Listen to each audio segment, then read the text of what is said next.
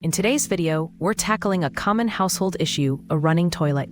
First, start by turning off the water supply at the shutoff valve behind the toilet. Next, remove the tank lid and take a look inside. Check if the flapper is worn out or misaligned. If so, simply replace it. Then adjust the float to ensure it rises and falls correctly, allowing the tank to fill properly. Lastly, turn the water supply back on and give your toilet a flush, ensuring there are no leaks. It's that easy to stop wasting water and keep your bathroom functioning perfectly.